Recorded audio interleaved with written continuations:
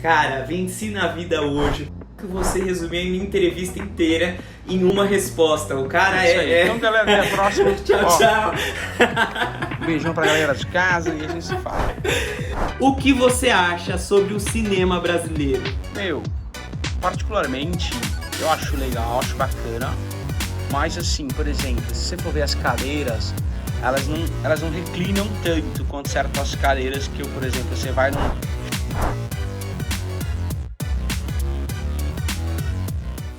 E aí, beleza? Seja muito bem-vindo a mais um vídeo aqui no canal. Eu sou o Gugas e, gente, o vídeo de hoje vai ser incrível. Você já viu que eu vou receber uma pessoa especial, por isso que você tem que assistir esse vídeo todo. E eu já quero pedir para você, deixa seu like aqui. Se você não é inscrito, se inscreve no meu canal, tenho certeza que você vai gostar. Tem vários outros convidados que eu recebi aqui durante a quarentena para deixar a gente com mais conteúdo, com risadas e muita música boa, né, gente? E hoje eu vou receber ele, que é cantor, compositor, um baita de um artista criativo, que não cansa de surpreender a gente. Com vocês, Estevão Queiroga! Oi, Guga! Oi, galera que acompanha o Guga. Prazer estar aqui com vocês. Cara, venci na vida hoje. Mas, Estevão, a nossa conversa aqui é pra falar, eu já quero que comece com isso. O que é Ocideia? Fala o que foi Ocideia. Isso que você lançou pra gente, que você apresentou pra gente aí nesse último mês. Olha, Ocideia é meu novo álbum e mais que um álbum, ele é fruto de um processo de vida, de amadurecimento, de reflexões de alguns anos sobre vida, sobre afetividade, sobre, enfim, são muitas experiências diferentes que construíram esse álbum. Eu costumo dizer que ele tem 3 fases, assim, né? A primeira fase é a fase onde eu escrevi, que são muitas fases. Cada canção foi escrita numa época por um motivo diferente. A segunda fase foi a fase onde eu percebi o álbum, olhei para o álbum e enxerguei, uau, esse é o álbum, então tem uma história aqui sendo contada entre as faixas. E aí coloquei uma camada de intencionalidade maior sobre aquilo, né? Eu digo, o processo de fazer arte às vezes é catártico, né? Então assim, ele vem e você quer fazer aquilo, sente desejo, necessidade de fazer aquilo, faz. Claro que eu, como profissional de criatividade, um artista e cantor, compositor, eu também sei fazer algo porque eu quero, apenas, né? Então chego lá e digo, quero compor sobre isso, vou lá e componho. E eu respeito quem compõe desse modo, mas acho que em alguns momentos da vida a coisa te pega mesmo, ela te toma, assim, te arranca do eixo e te diz, é sobre isso que a gente tem que falar. E aí eu compus nessa fase. Nessa segunda você já olha, enxerga o álbum e diz, tem um significado aqui. Aí vem os arranjos, vem a ordem do disco, a seleção do repertório, o nome do álbum, toda essa história. E tem a terceira fase, que é quando você lança e as pessoas começam a te mostrar o que aquele álbum tem que você não percebia. Elas começam a dizer, olha, eu enxerguei aquela história aqui e tal. Então essa terceira fase está sendo muito gostosa, porque o álbum não é mais meu, nosso. E nem da galera que trabalhou, mas é seu também, de todo mundo que está escutando. E as pessoas têm dividido muitas reflexões lindas, assim, até surpreendentes, assim. Então... Sim, a gente vai entrar mais nesse detalhe. Acabou que você resumiu em uma entrevista inteira em uma resposta. O cara isso aí. Então, galera, até a próxima. Tchau, tchau. Beijão pra galera de casa e a gente se fala. Meu, mas deixa eu te falar que a gente te conhece como Estevão Queiroga, assim, cantor, desde 2016, né, quando você lançou ali o Diálogo número 1, depois teve o Nós, que é um álbum incrível ao vivo, que o meu maior arrependimento da vida não foi ter perdido essa gravação. E agora por isso. E agora aí, Ocideia, deixa eu falar pra você, como que foi o processo, o Estevão lá de 2016, que já alcançou muita gente, que eu já senti que foi diferente a sua entrega ali na carreira solo, que a gente conhecia como compositor, participava de grupo. Como que foi ali quando você decidiu, você é Estevão Queiroga, e o que eu vou mostrar para as pessoas? Pois é, tem uma parte que, mais uma vez, tem uma parte que você não decide muito e tem uma parte que é decisão, né? Eu acho que na hora que você está criando, você é muito que a gente está criando, que a gente está sozinho em casa, a gente tem uma oportunidade de ser muito verdadeiro. Agora, tem gente que traz para o seu momento de criação artística muitas pressões exteriores, né? Então, o que eu estou querendo dizer com isso eu poderia, por exemplo, na hora que decidi lançar uma carreira solo, ter pensado o que vai fazer sucesso no mercado, né? O que as pessoas vão gostar, o que vai ser hit. Podia ter pensado alguma coisa dessa natureza. Mas talvez se eu tivesse pensado dessa maneira, por mais que eu tivesse alcançado mais gente, eu me sentiria me traindo. Por mais que o que eu falasse fosse bonito, né, fosse correto. Então eu prefiro uma verdade que é por vezes inconveniente, ou por vezes incompreendida, ou mal compreendida mesmo, mas que é verdade, do que falar uma coisa que todo mundo quer escutar e que vai agradar todo mundo e que todo mundo vai aplaudir, mas que não é verdade, é mentira. Pode ser bonita, como for, vai continuar sendo mentira. Então, nessa primeira camada, eu sempre compus por necessidade, por querer, não dependia, tinha uma outra profissão, então não dependia de falar assim, preciso estourar na música, senão eu vou passar fome. Como o básico do sustento da minha família, meus sustentos estavam garantidos com minhas outras atividades criativas que eu ainda exerço, eu acho que me senti muito à vontade para fazer isso, mas eu acho que mesmo que só fizesse isso, eu acho que esse seria meu caminho, porque muitas das minhas decisões da vida são pautadas mais pelo que eu acredito do que por quanto dinheiro isso vai me dar, né? Então isso é uma coisa que me move muito. Então, agora tem uma parte sim de decisão. Essa decisão foi a decisão de ser verdadeiro. Então eu decidi lá atrás que meu critério de sucesso seria liberdade para falar a verdade, né? E entendo por verdade, por mais que a gente, num ambiente, sobretudo no ambiente religioso, quando eu digo isso as pessoas falam, então a verdade ele vai cantar da Bíblia, exato, ele vai cantar disso, daquilo e tal.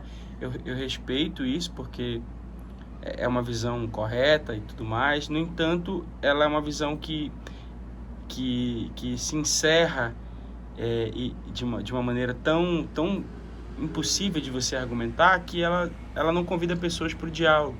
Então, pessoas que foram machucadas pela religião, pessoas que foram machucadas pela vida, e elas não querem nem conversar, não querem nem esse papo. Então, quando eu digo verdade aqui, eu estou querendo falar não fato. Então, eu separo verdade factual. Quando eu pego um texto sagrado ou um acontecimento e chamo aquilo de verdade, não deixa de ser verdade porque é um fato. Mas a verdade é mais que o fato. E eu digo isso por quê? Porque pessoas diferentes têm diferentes relações com o fato. Então, se eu digo assim, Deus é amor, isso pode significar, e trato isso como fato, isso pode significar muitas coisas diferentes para muitas pessoas. E eu entendo que a única coisa que eu posso contar que vai contribuir de uma maneira peculiar para o mundo é a minha relação com os fatos da vida, da fé, do amor, todos esses fatos. Então, o Guga tem uma visão de um fato, o Estevão tem uma visão diferente do mesmo fato. Eu preciso escutar a voz do Guga e a voz do Estevão, porque ambos estão olhando para a mesma vida, para a mesma realidade, mas de perspectivas diferentes. Então eu decidi falar assim, olha, eu vou contribuir com a minha perspectiva, eu vou contribuir com aquilo que eu posso contribuir. Eu não pretendo ser aquele que vai encerrar toda a verdade sobre todos os assuntos. Final em tudo, né? Não preciso fazer isso, mas eu posso dar os meus 10 centavos. Aí você junta com seus 50 centavos, com seus 10 reais, quem sabe vai enriquecer. Ou você vai dizer, não, esses 10 centavos não são bons para mim. Então, essa decisão, para mim, foi importante, mas foi uma decisão de me manter fiel.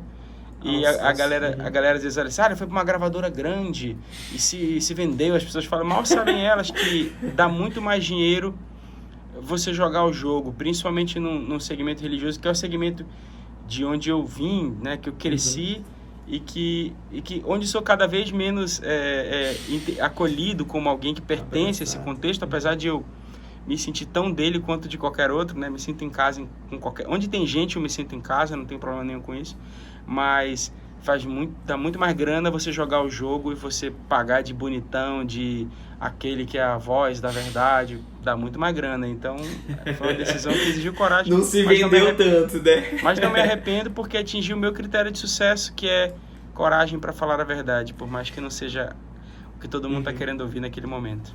E Estevão, com essa decisão, acabou que você se abriu muito pra gente, né, nas suas músicas. A gente passa pelas suas músicas e mexe com vários aspectos da nossa vida, espiritual, amoroso, a solidão, faz a gente refletir, faz a gente pensar. Isso é intencional, porque você pega um álbum seu, você passa por todas as emoções ali, sabe? Você vai à reflexão, a choro, a arrependimento, a alegria. Eu vejo isso nos seus trabalhos. É intencional ou só é essa questão de ser aberto mesmo à sua vida? Olha, tem intencionalidade, vamos colocar assim, porque eu acho que a gente faz parte do ofício artístico fazer as coisas de propósito. É importante que a gente faça as coisas de propósito, né? Então, coloquei essa palavra porque precisava colocar essa palavra. Mas a intencionalidade não passa por uma escolha mercadológica, sabe? Tipo assim, eu quero que o Guga chore escutando essa canção, então eu vou cantar uma coisa bem emocionante. Isso, para mim, esse tipo de intenção, quando o artista segue esse tipo de intenção, o que ele acaba fazendo é deixando as marcas da ferramenta na obra, sabe? É como se você visse uma escultura e aquela intencionalidade te rouba da experiência, porque você diz assim, nesse negócio aqui ele usou uma furadeira, pô, que chato, né? Aqui ele usou um pincel 14, aqui ele usou um pincel... Já pensou, isso te rouba da experiência o tempo inteiro, fica te roubando, sabe? Quando você vê um truque, é um filme tão barato, que quando vem aquele sentimento piegas, e diz assim, nossa, ele quis me fazer chorar aqui, colocou uma criancinha, e a mãe correndo, aí você diz, aquilo te rouba da emoção. Agora, quando é verdade, você não percebe, você chega a esquecer que está assistindo uma obra de arte, ou escutando uma obra de arte, e pensa na sua própria vida. E sabe por que eu digo isso, Guga? Porque algumas pessoas falam assim, essa música é emocionante, mas tem uma coisa importante da gente refletir, não existe música emocionante. E vou dizer por que não existe música emocionante. Porque emocionante é o que você viveu. A música ativa o que você viveu. Você não chora por causa da música. Você chora porque a música despertou um sentimento que está dentro de você. Então você ri porque a música desperta algo que está dentro de você. Então a arte funciona como chave, como canal, como ferramenta. E você identifica a verdade que está dentro de você. Então, quando eu canto a verdade que está dentro de mim, então eu canto, olha, eu vou cantar de saudade. Eu coloco saudade para valer no papel, na gravação, me entrego àquela experiência, coloco aquilo com o máximo de verdade. Você escuta e chora, não porque o Estevão sentiu saudade, mas porque a saudade que o Estevão está cantando é a minha saudade. A lágrima que cai não é da música, é sua. Nossa. Né? Então, literalmente... tem intenção, tem intencionalidade, mas não no objetivo de forjar, porque aí se eu fizer isso, o tiro sai pela culatra, as pessoas percebem o traço da ferramenta e dizem assim, ele quis me emocionar à força aqui, e aí a gente acha piegas e não emocionante. Já fica...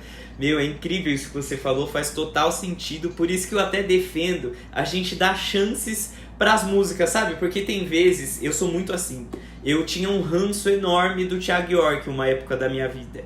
Tipo, cara, mas depois que eu passei por uma situação, eu fui ouvir o álbum dele, o Troco Likes, era só lágrima. Um CD que eu não conseguia ouvir, e depois de um tempo, aquilo que a gente viveu, ou seja, não desista de uma música na primeira. Dê uma chance pra ela depois de uns anos, ela pode fazer sentido. Acontece muito. E é legal essa questão que a gente vê que a intenção não é óbvia, mas você quer causar uma experiência pra gente, né? Tipo, eu posso dizer que quero porque gravo, né? Se eu não quisesse que as pessoas escutassem, eu não gravaria. Isso é uma coisa curiosa, né? De certa maneira, minha arte só se torna arte porque as pessoas estão escutando. Sim. Né? Então, ela só se torna real quando é compartilhada. É como eu costumo dizer, você tem R$1 milhão guardados num quarto. Não, num quarto, mas você nunca vai tirar de lá, é como se você não tivesse. Não tem então, 1 milhão, né? Você não tem 1 milhão. Então, eu não teria essas canções se elas não fossem nossas, se eu não compartilhasse. Mas, verdadeiramente, eu faço aquilo, eu construo essa experiência pensando, primeiro em expurgar aquilo que está dentro de mim. Então, é um processo terapêutico que eu vivo quando eu escrevo. E depois em como isso pode ser ferramenta para que outras pessoas experimentem a mesma coisa. Muito mais do que dizer assim, quero provocar exatamente isso. Acho que não passa por aí, não. Deu pra entender a intenção, né? Tipo, a diferença de intenção. E agora, quando a gente ficou ali te acompanhando nessa fase de lançamento, o que tá vindo, você contou pra gente que o nome do álbum é o nome da sua mãe. Qual que é a relação? Tem uma relação entre mãe e álbum, entre a sua mãe e o álbum? Explica pra gente um pouquinho. Total, assim, total. Eu não divulguei, não fico divulgando o nome da minha mãe para tantas pessoas, porque de certa maneira não é exatamente o nome da minha mãe. Eu vou explicar o que eu quero dizer com isso. Esse álbum não é um álbum de homenagem. Ele não é um álbum de, digo assim, por exemplo, se o álbum fosse Maria, né, apesar de que Maria é um nome também que carrega muito significado para além de si, né, porque tem um significado religioso, tem um significado de ser o nome mais popular do Brasil, né? Então, quando Milton canta Maria, Maria, ele está cantando muito mais que um nome, né? Mas se fosse, sei lá, Márcia, um nome comum. Feminino assim também, as pessoas diriam, nossa, quem é Márcia? E eles começariam a mergulhar na experiência da Márcia, né? Eles dizem assim, por que ele fez esse álbum para Márcia? Ele fez um álbum de amor para Márcia, ele fez um álbum de... quem é a mãe dele? Que legal. Então, eu tive essa dádiva de ser filho da Orcideia, né? E a vida inteira escutei as pessoas confundindo o nome da minha mãe com Odisseia, que é um nome muito incomum, né? Orcideia é Odisseia, Orcideia é Odisseia. Quando eu cheguei à conclusão de qual era o álbum e enxerguei o repertório e o conceito do álbum, eu tive algumas conversas com alguns amigos sobre o nome, né? Uma em especial foi uma amiga minha chamada Nath Jurioli, que foi o dia que eu pela primeira vez considerei esse nome mesmo valendo. Depois o próprio Felipe Valente estava me relembrando hoje que ele também me deu essa, faz isso, coloca o nome dela e tal. Eu cheguei à conclusão de que o álbum fala a respeito, o álbum é uma experiência com maternagem, né? Então o álbum ele fala de gestação, o álbum fala de parto, o álbum fala de infância, de ruptura com a figura materna, o álbum fala de solidão, ele fala de amadurecimento, ele fala de reconciliação. Então, ele fala a respeito de todos esses momentos que a gente experimenta ou precisa experimentar dentro de uma relação dessas. No entanto, ele não se resume à minha relação... Primeiro, ele não se resume à minha relação com a minha mãe. A minha relação Estevão com a minha mãe não se resume a isso. Segundo, ele não se resume a isso nem para as pessoas que vão escutar. Porque o que esse álbum faz, a ideia que nós tivemos para que esse álbum comunicasse é que esta relação é matricial e ela constrói todas as nossas outras relações. Isso significa que a carência que eu experimento de uma relação com minha mãe, por exemplo, vai ser a carência que eu vou experimentar em todas as minhas outras relações. E não só afetivas, mas profissionais, como até a espiritualidade da gente. Então o álbum também faz um paralelo uma lente da nossa espiritualidade com Deus como mãe. Então quando eu pensei que esse álbum era uma jornada, era uma jornada onde você começa nos pródromos, né, que é a introdução do amanhecer, os pródromos que são os sinais do parto, e você vem para o Amanheceu, né, que é uma canção feita já à sua época para falar de gestação, de parto, de transição de realidade, né? Saio da barriga e venho para o mundo, e depois desse mundo, o que vem, né? E aí você tem o herói que não passa de um bebê, aí você tem eu nasci para o mar, né? E aí quando você tem todas essas etapas, e quem escutar o álbum vai conseguir enxergar essa história. Quando você enxerga essa história, eu entendi, cara, é uma jornada, e a mãe é a figura central do ela álbum, tá presente, a relação com a mãe tá presente. Tem a canção final, é uma canção que é super importante para mim, a relação com a minha mãe, que é uma canção que minha mãe disse, filho, finalmente eu entendi a nossa relação. Isso eu já, né, imagino um adulto, pai, e ela dizendo, finalmente eu entendi, filho, a minha relação com você. Então tem esse significado especialíssimo para minha mãe. Mas por outro lado eu falei assim, então é o nome dela que tem que estar nesse álbum. E o nome dela é Orcideia. E o nome dela é uma metástase, né? É uma brincadeira, é uma troca de sílabas com Odisseia. Provavelmente ninguém sabe a origem exata do nome dela, mas provavelmente alguém que ouviu Odisseia e escreveu Ocideia. Exato. Então fez muito sentido que fosse a minha Ocideia, né? E a nossa Odisseia, porque é uma jornada de um ventre ao outro, de certa maneira. Então a gente sai do ventre e a vida inteira a gente quer voltar para o ventre. E de certa maneira a gente precisa voltar, mas a gente precisa voltar diferente para o ventre. A gente precisa ressignificar o ventre, precisa haver perdão, auto-perdão, perdão do outro, isso em todos os sentidos da vida, né? Então fez muito sentido que fosse essa ideia, que fosse essa Odisseia, por isso que eu me senti presenteado, né? Por aquele tipo de coisa que a vida te dá assim e que você só agradece. Tipo, Bom, que bom que esse é o nome da minha mãe. Exato, mano. Quando você iria imaginar isso, né? Nunca, tipo, pois é. Que incrível. E agora, como você disse, o álbum já é nosso, a gente já pode ouvir ele nas plataformas digitais. E você tem recebido, com certeza, muitas mensagens e feedbacks. Eu quero saber como tem sido isso. Eu já quero comentar do melhor, eu nem sei qual é que você vai falar, mas o melhor é do Brian Kibuka, né? Que ele fez um vídeo, gente, que... espetacular, né?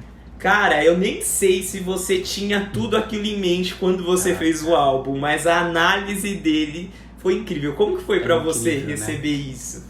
Olha, o Brian tá sendo um... Assim, Você já conhecia ele? Não o conhecia. Tá. Assim. O Brian chegou na minha vida e já ocupou um espaço gigantesco, assim, né? Porque nós ficamos amigos mesmo, assim, amigos mesmo. Um pouco depois daquele vídeo a gente se ligou. Foi totalmente surpresa pra mim, eu não sabia que ele faria aquilo. Eu vi o Brian falando do álbum. Na verdade, eu já o seguia um pouco antes, porque eu vi algumas pessoas comentando. Ele tem alguns vídeos, algumas mensagens muito interessantes. É um cara muito inteligente. E eu segui ali, né, de orelhada, como se fala por aí. E quando eu lancei o álbum, lá veio o Brian no Twitter... dissecando meu álbum. Ele pegou tudo que eu coloquei, pegou todos os significados, entendeu o álbum, que o álbum tinha 3 atos, que ele começava nos pródromos e que saía do o amanhecer. O Brian foi a primeira pessoa que pegou, sem que eu tivesse que falar, que explicar, igual... que amanheceu amanhece, né? Amanhece, você é a mãe e eu tô fora, né? Então, amanheceu, eu fora da mãe. Que é mais um presente que a língua portuguesa me deu, né? Quer dizer, quando eu olhei para a palavra, eu disse, uau, amanheceu, tem a mãe e tem eu, né? E como o Brian já foi além disso, a mãe é definida e o eu indefinido, né? A mãe, eu, né? Não o eu. E aí o Brian pegou tudo do álbum e aí depois ele foi costurando e foi percebendo algo... que para mim foi muito assim revelador, porque eu sempre criei que quando nós fazemos uma obra de arte realmente conectados com a verdade, nós somos um canal, não uma fonte, né? Então eu estou sendo um canal de algo maior que eu, de uma presença, uma ideia, uma luz maior que a nossa, né? Então a gente simplesmente comunica isso. Eu não posso crer que eu dependo da minha cognição e das coisas que eu adquiri para comunicar determinada beleza. Então, de certa maneira, a gente capta isso, canaliza isso e comunica para as pessoas. A gente tem o nosso sotaque ali, mas tem alguma coisa maior que a gente que está falando através daquilo que a gente faz, né? Então, o que o Brian acabou trazendo, aquilo que eu tinha visto, mas ele começou falando assim, olha, não sei se o Estevão sabe, mas para os gregos o número da perfeição é o 9... O álbum do Estevão tem 9 faixas. Já teria mesmo, os pródromos sempre existiram no álbum, mas assim, o poema, que foi uma coisa de última hora, né? Eu falei assim, é seu o poema? O poema é meu. E teve a revisão poética do Jaime. O Jaime é amigo meu, professor de literatura. E eu tava com uma pressa, desesperado, porque eu tinha que entregar. Eu decidi no último dia que eu ia fazer aquele poema, né? O Léo, que tava me ajudando na finalização, ficou indignado, né? Mas... eu falei, Jaime, me ajuda aqui a gente botar na sílaba, porque o poema tem uma retórica musical, uma retórica poética ali, porque ele começa com um verso alexandrino, que é um verso de 12 sílabas, e vai crescendo uma sílaba poética em cada verso, né? Então é como se ele fosse crescendo para chegar no parto, né? Caraca. E aí eu tava assim, aí tava com uma sílaba meio, fui, bicho, rápido, aí a gente foi junto, ele foi me ajudando, tá até lá na ficha isso. Então o que acontece? O Brian captou todas essas coisas e o Brian começou a falar, cara, aqui ele cita a telemaquia nessa canção aqui onde ele fala que ninguém é o vilão, ele tá na Odisseia quando Ulisses fura o olho do Ciclope num momento semelhante, no meio do segundo ato na Odisseia, mais ou menos no meio do livro, o Ciclope pergunta, quem furou meu olho? Ele diz, ninguém furou meu olho. Aí ele foi mostrando uma série de significados, uma série de coisas que eu falei assim, cara, apesar de eu ter feito inspirado na Odisseia, mas eu não sou um estudioso da cultura grega, eu sou um admirador, eu gosto de mitologia, eu gosto da literatura um pouco que eu conheço, pode ser que é pouco, né? É um assunto que eu acho super interessante, mas não sou um estudioso a ponto de dizer, fui lá e eu sabia que era essa Odisseia. O herói tá de olhos fechados na capa, isso tem relação com o conceito do herói que é cego na cultura grega, né? Desconhece o que vai enfrentar. Enfim, ele foi falando uma série de coisas, eu falei, cara, que maluquice é essa, né? Aí chegou, o Brian já descobriu, ainda falou outras coisas, assim, tem uma de Amanheceu que é assustadora, que eu vou até dar esse spoiler pra galera, assim, mas que o Brian pegou, assim, Amanheceu é uma canção que fala de nascimento, e no final de Amanheceu eu cito a canção Boiadeiro, que é gravada pelo Luiz Gonzaga, né? Que ela fala de manhã, tarde e noite. Então ele começa o dia com vai, boiadeiro, que o dia já vem. Pega o teu gado e vai pensando no teu bem. Aí depois ele fala, quando ele tá voltando para casa, ele diz, vai, boiadeiro, que a tarde já vem. Guarda o teu gado e vai para... como é que é? Enfim, agora eu vou lembrar, mas no final a noite já vem, guarda o teu gado e vai para junto do teu bem. Então ele fala de manhã, tarde e noite e tal. E essa canção era a canção preferida do meu avô. Meu avô cantou a vida inteira. Meu avô que é o Dedé, da toada de Dedé, que é a faixa de abertura do meu primeiro álbum. Aí eu falei, poxa, é a faixa de abertura do meu primeiro álbum. E ela é uma faixa que fala de manhã, tarde e noite. Então eu falei, eu quero representar aqui, se amanhecer eu represento o começo da vida, eu quero representar a morte, né? Então eu quero representar esse momento que é a moldura que todos vivemos. E que nós sabemos é que vamos morrer todos, né? Então, eu coloquei ali, então, essa faixa para representar isso, mas mais que isso, coloquei porque essa canção foi cantada no velório do meu avô. Então, enquanto o caixão do meu avô descia, foi um dia muito triste, muito bonito ao mesmo tempo, tava toda a minha família, minhas tias, todo mundo cantando e dançando e batendo palma e chorando, enquanto o caixão dele descia cantando Boiadeiro. Vai, boiadeiro, que a noite já vem. E então eu falei, eu vou começar com Amanheceu e no final eu vou citar Boiadeiro. Só que Amanheceu já tem uma outra citação de uma outra canção, que é a cantata 156 de Bach, que é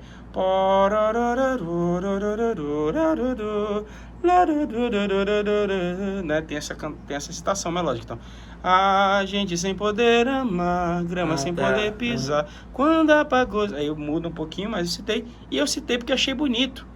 Assim, eu tava cantando, nossa, lembra um pouco esse de Bach, vou colocar.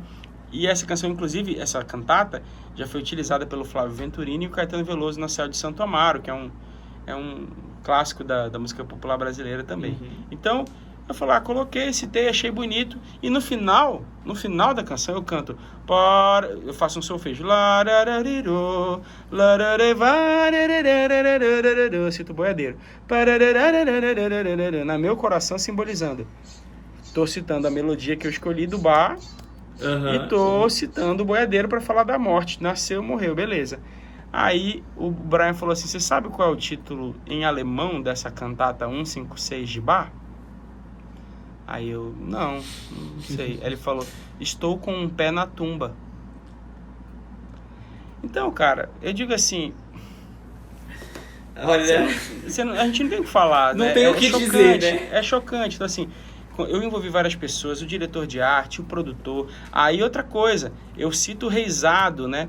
Eu cito o Reisado nos pródromos. A metáfora é a metáfora do Reisado. Aliás, eu vou dar uma dica, mas só para quem tiver interesse, assim, depois se quiser mergulhar.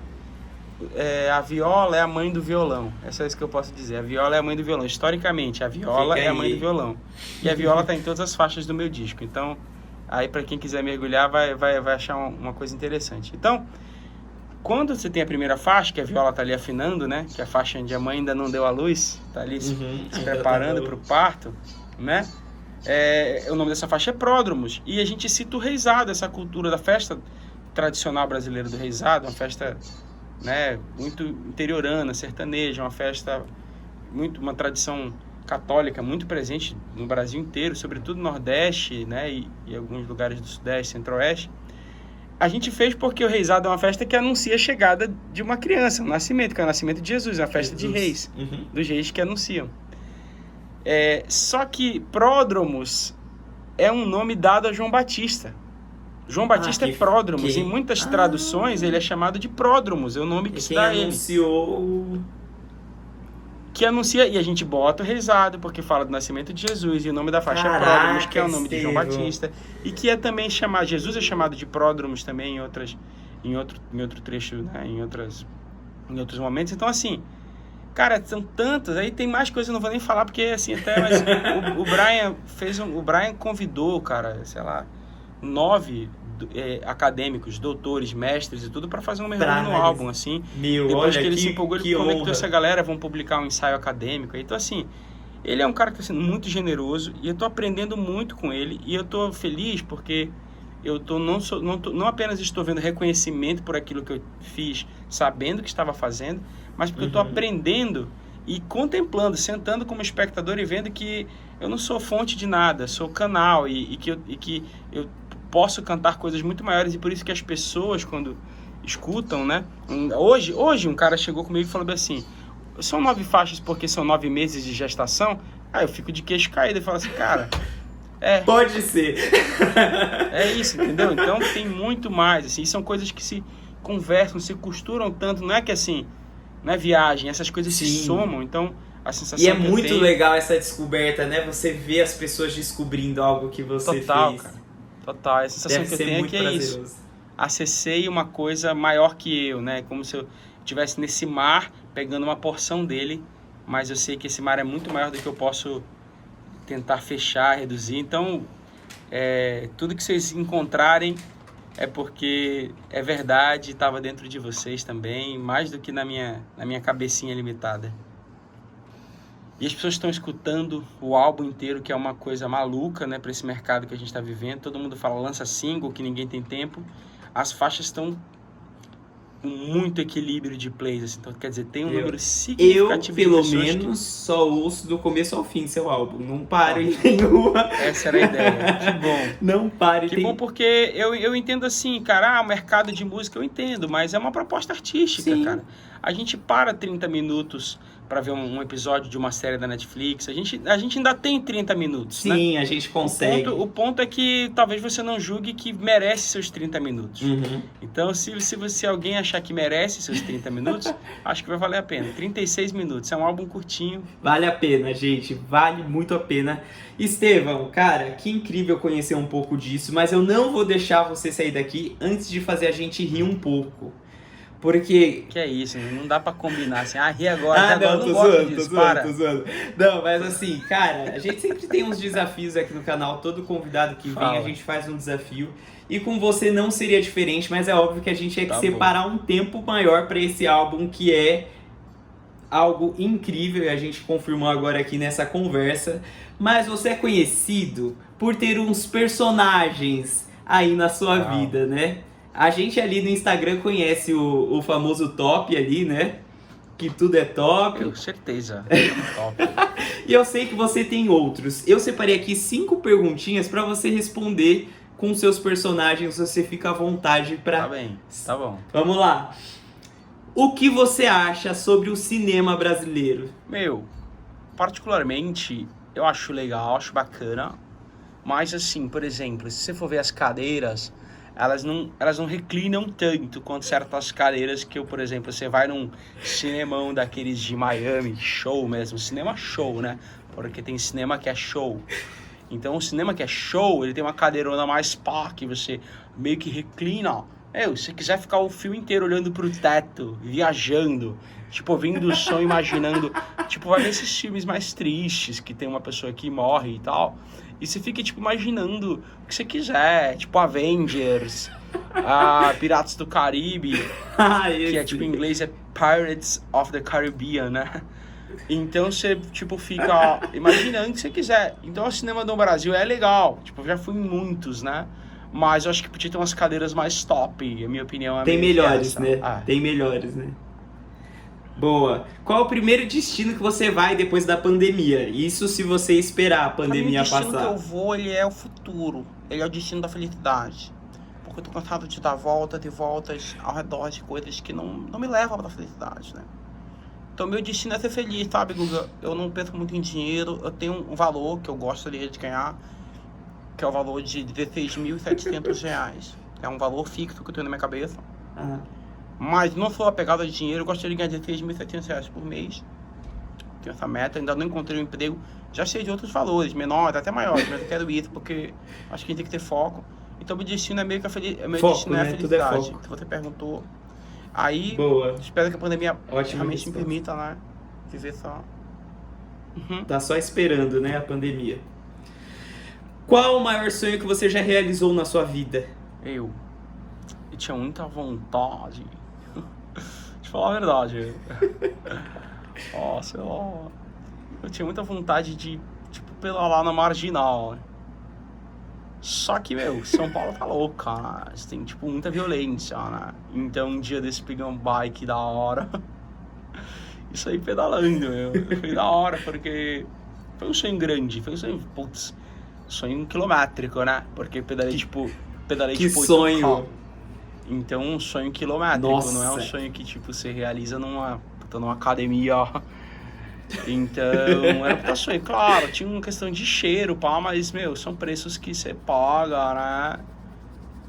Pra realizar o maior sonho da sua porque vida, né, cara? Eu tinha sonhos assim, por exemplo, tipo, ter um apartamento e tal, só que pequeno, né? Então, o sonho maior foi esse, que tinha 8 quilômetros. 8K. Sucesso. Melhor gênero musical pra se ouvir? Acho que o hétero, né, Certeza, porque acho que é o que tem de mais top, né? Então, se for ouvir um gênero... Nada contra, claro, nada contra. Tem nada contra, sou uma pessoa muito cabeça aberta. Tipo, tem até um amigo meu que tipo, ele mora, tipo, num bairro meio humilde. Mas acho que o gênero hétero é mais show. Fica a dica aí. A última pergunta, uma saudade. Saudade. Guga. Difícil, né? Saudade. Saudade é a realidade temperada no sal. Saudade é a idade que sai, que volta. Saudade, saúdo a realidade. Saúdo o tempo. E o tempo é isso, o tempo é relógio, o tempo é agora, o tempo é depois. O tempo sou eu, o tempo somos nós dois. Quando voltaste e quando foste. Estavas de costas, te vi partir. Coração partido, pedi que voltaste. Mas quando voltaste, era tarde demais. Quando disseste,